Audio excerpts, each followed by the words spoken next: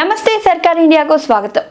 జగ్గయ్యపేట పట్టణంలో వైఎస్ఆర్సీపీ కార్యాలయంలో కోటి సంతకాల సేకరణ పోస్టర్ ఆవిష్కరణను జగ్గయ్యపేట వైఎస్ఆర్సీపీ ఇన్ఛార్జ్ తన్నేరు నాగేశ్వరరావు ఆవిష్కరించారు.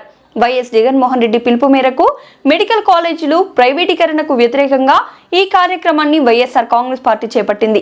ఈ సందర్భంగా తన్నీరు మాట్లాడుతూ కూటమి ప్రభుత్వం ప్రజా ఆరోగ్య రంగాన్ని పూర్తిగా దెబ్బతీస్తుందని అన్నారు.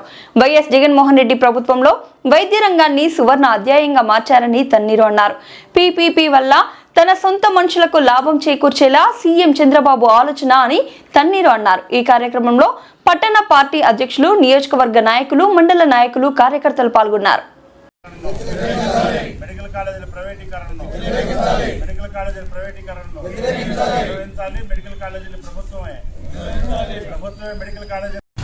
రాష్ట్ర వ్యాప్తంగా రాష్ట్ర వైఎస్ఆర్ కాంగ్రెస్ పార్టీ అధ్యక్షులు గౌరవనీయులు మాజీ ముఖ్యమంత్రి వర్యులు వైఎస్ జగన్మోహన్ రెడ్డి గారి పిలుపు మేరకు కోటి సంతకాల సేకరణ అనే కార్యక్రమాన్ని జగ్గయ్యపేట నియోజకవర్గ వైఎస్ఆర్ కాంగ్రెస్ పార్టీ కార్యాలయంలో నాయకుల సమక్షంలో లాంఛనంగా వాళ్ళు ప్రారంభించడం జరిగింది. మరి ఈ యొక్క కోటి సంతకాల సేకరణ అనే కార్యక్రమం ఎందుకు జరుగుతుందో మన రాష్ట్ర ప్రజానికానికి అందరికీ కూడా తెలుసు. గత నెల రోజులుగా ఈ రాష్ట్రంలో ప్రభుత్వంలో ఉన్నటువంటి మెడికల్ కాలేజీలని, ప్రభుత్వం ద్వారా ఏర్పాటు చేసిన మెడికల్ కాలేజీలని ప్రైవేట్ పరం చేయాలి అని చెప్పి పీపీపీ పద్ధతిలోకి తీసుకురావాలని చెప్పి ఈ కూటమి ప్రభుత్వం ఆలోచించడం అనేది దుర్మార్గమైన చర్య.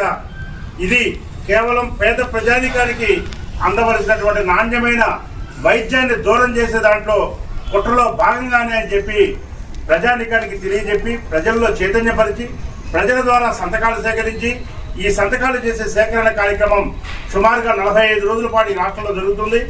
దీన్ని క్షేత్రస్థాయి, గ్రామ స్థాయి నుంచి తీసుకొని ప్రతి నియోజకవర్గంలో కూడా సుమారుగా 50,000 మంది సంతకాలు సేకరించి 1 కోటి మందితోని 45 రోజుల తర్వాత ప్రీతమ నాయకులు జగన్మోహన్ రెడ్డి గారి గవర్నర్కి ఈ యొక్క కోటి సంతకాలు సమర్పించే వరకు కూడా అవిశ్రాంతంగా ఈ కోటి సంతకాల సేకరణ కార్యక్రమంలో వైఎస్ఆర్ కాంగ్రెస్ పార్టీ రాష్ట్ర వ్యాప్తంగా పాల్గొంటుందని చెప్పి తెలియజేస్తూ, మరి ఈ యొక్క మెడికల్ కాలేజీల గురించి మనం ఒక్కసారి ఆలోచిస్తే స్వాతంత్రం రాకముందు నుంచి సుమారుగా 1920-30 నుంచి కూడా ఆంధ్రప్రదేశ్ 13 పాత జిల్లాలతో తీసుకుంటే మనం కేవలం ఉన్నాయి 12 మెడికల్ కాలేజీలు.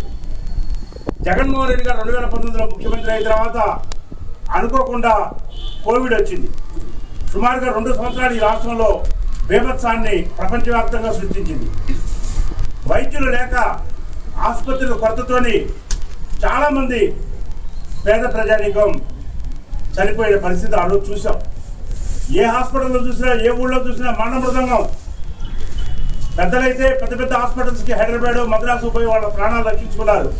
పేద ప్రజానీకం ఆక్సిజన్ అందక, సరైన డాక్టర్స్ లేక, వసతి లేక, సరైన ఏర్పాట్లు లేక, ఆసుపత్రుల్లోకి వెళ్ళాలంటే డబ్బులు లేక పేద ప్రజానీకం చనిపోయిన దానికి చలించిపోయినటువంటి వైఎస్ జగన్మోహన్ రెడ్డి గారు ఈ రాష్ట్రంలో పేద ప్రజలను బతికించాలంటే పేదలందరికీ కూడా నాణ్యమైన వైద్యం ఇవ్వాలి, అది కూడా ఉచితంగా ఇవ్వాలి అనే ఒక సంకల్పంతో తండ్రి ఏదైతే రూపాయి డాక్టర్గా రాజశేఖర రెడ్డి గారు గుర్తింపబడ్డారో, ఏదైతే వారి తండ్రి రాజశేఖర రెడ్డి గారు ఆరోగ్యశ్రీ తీసుకొచ్చి ఉమ్మడి తెలుగు రాష్ట్రాల్లో చిరస్థాయిగా పేదవాడి గుండెల్లో నిలిచిపోయారో, ఆ విధంగా నేను కూడా పేరు తెచ్చుకోవాలి, మా నాన్న తర్వాత నాకు కూడా అంతటి పేరు రావాలనే ఒక ఆకాంక్షతోని ఆయన వైద్య రంగం మీద ప్రత్యేకమైన దృష్టి పెట్టిన పరిస్థితి మనందరం కూడా తెలుసు.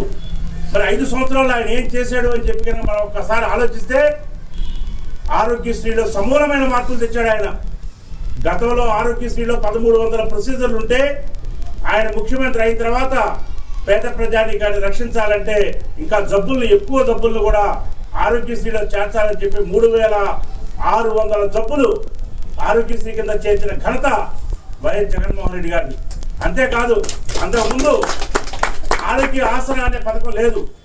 ఆరోగ్య ఆసరా అంటే ఎవరైనా సరే ఆరోగ్యశ్రీ కింద ఆపరేషన్లు చేయించుకుంటే వారికి 1 నెల 2 నెలల్లో ఇంటి దగ్గర ఉండాలి కాబట్టి, ఆ నెల 2 నెలలకు ఉపాధికి వెళ్ళరు కాబట్టి ఆ కుటుంబానికి ఆసరాగా ఉండటం కోసం నెలకి 5,000 రూపాయలు ఆరోగ్య ఆసరా అని చెప్పి ఆ పథకాన్ని